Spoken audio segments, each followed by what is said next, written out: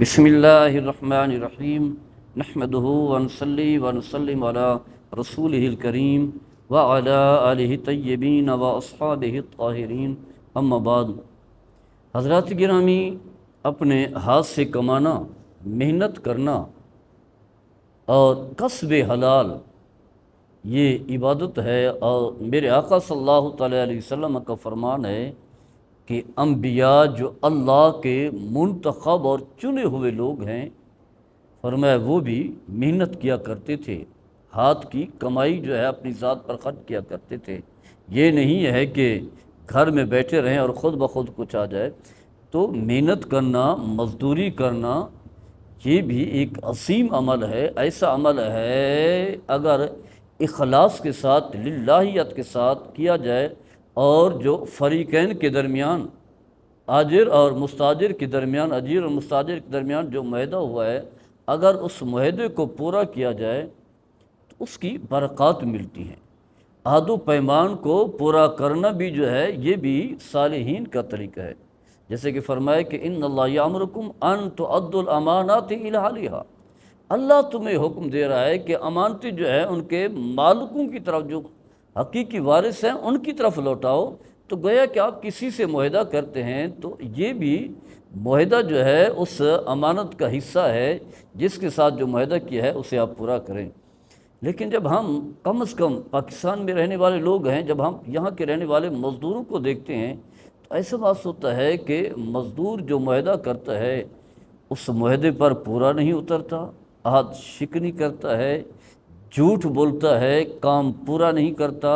کام تھوڑا کرتا ہے، اور ظاہر کرتا ہے کہ میں نے کام زیادہ کر کے دیا ہے اور میں نے مزدوری تو کم لی ہے، حالانکہ خود اس نے مزدوری طے کی ہے کہ میں نے یہ مزدوری لینی ہے۔ دونوں کے درمیان معاہدہ بھی ہو گیا، لیکن پھر بعد میں جو ہے طرح طرح کے بہانے بناتا ہے اور جھوٹ بولتا ہے۔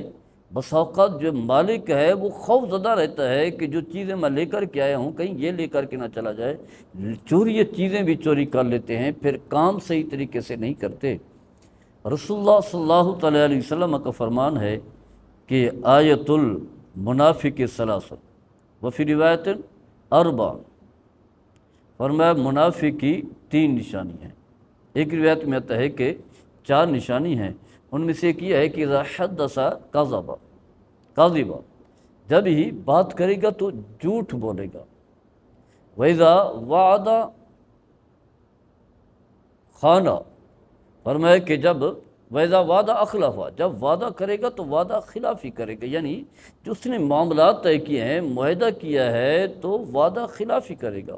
وَإِذَا اؤْتُمِنَ خَانَ، جب اس کے پاس کوئی امانت رکھی جائے گی تو امانت میں خیانت کرے گا۔ ایک روایت میں آتا ہے کہ جب لڑائی ہوگی تو گالی گلوچ جھگڑنے پر جو ہے اتر آئے گا۔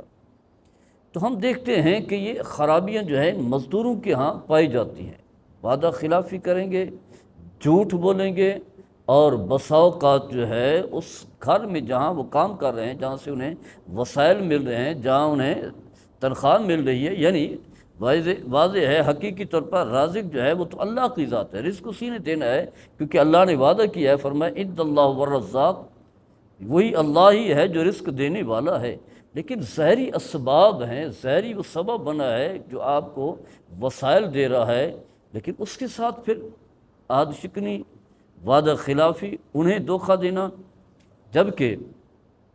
نبی کریم صلی اللہ تعالیٰ علیہ وسلم نے فرمایا کہ لم یشکر اللہ من لم یشکر الناس، جو لوگوں کے احسانات کو شکریہ بجا نہیں لاتا وہ اللہ کا بھی شکریہ بجا نہیں لاتا۔ تو گویا کہ یہ شخص جو ہے احسان اس نے کیا ہے، اگرچہ دونوں کا معاہدہ ہے، اس نے بھی اسے کام کر کے دیا ہے اور اس نے بھی اس کے ساتھ جو ہے معاونت و مدد کی ہے، دونوں کے ایک دوسرے کے ساتھ معاونت و مدد ہے، لیکن جو بھی اس میں عہد شکنی کرے گا، وعدہ خلافی کرے گا، وہ نقصان اٹھائے گا۔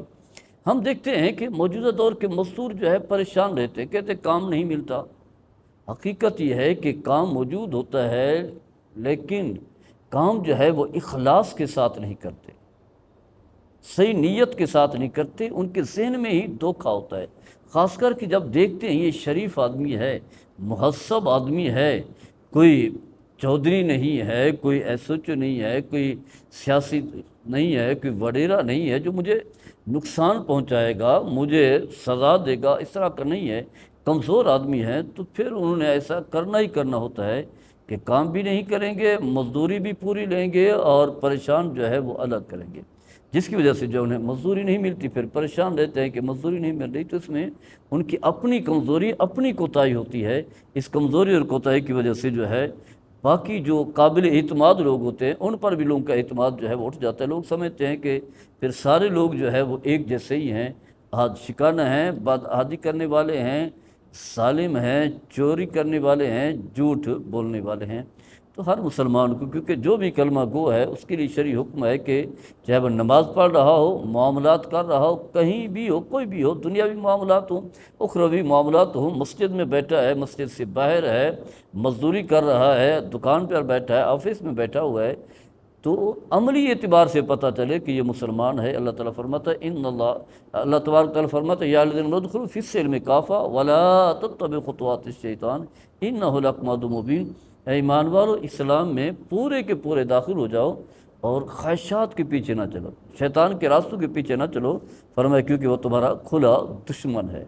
لیکن ہم کچھ چیزوں میں جو ہے وہ مسلمان ہوتے ہیں، نماز جب پڑھ رہے ہیں تو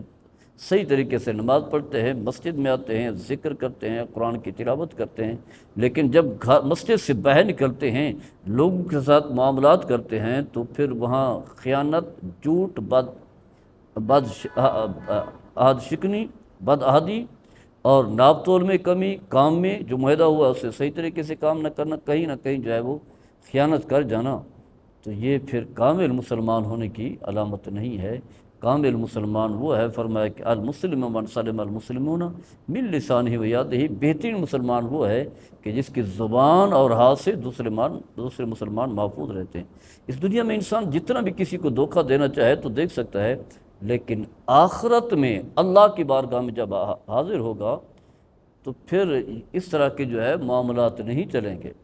دھوکہ دینے والے، خیانت والے، پھر ہر چیز جو ہے واضح ہوگی، اور پھر یہ انسان کے اعضاء بولیں گے کہ اس نے جو ہے فلاں کے ساتھ حاجی کیا ہے، یہ جرم کیا ہے، اس گناہ کا ارتکاب کیا ہے۔ زبان پر تالا، فرمایا الیوم نختم علی افواہہم وتکلمنا ایدیہم وتشہد ارجلہم بما کانوا یکسبون۔ آج زبان پر مہر ہوگی، ہاتھ بولیں گے، اور فرمایا پاؤں بولیں گے، یعنی باقی اعضاء بول رہے ہوں گے لیکن زبان نہیں بولے گی، اور ہر ایک چیز جو اپنی صحیح گواہی دے گی۔ اللہ تعالیٰ ہم سب کو ہدایت دے اور عمل کرنے کی توفیق عطا فرمائے۔ وما علیہ الا البلاغ المبین۔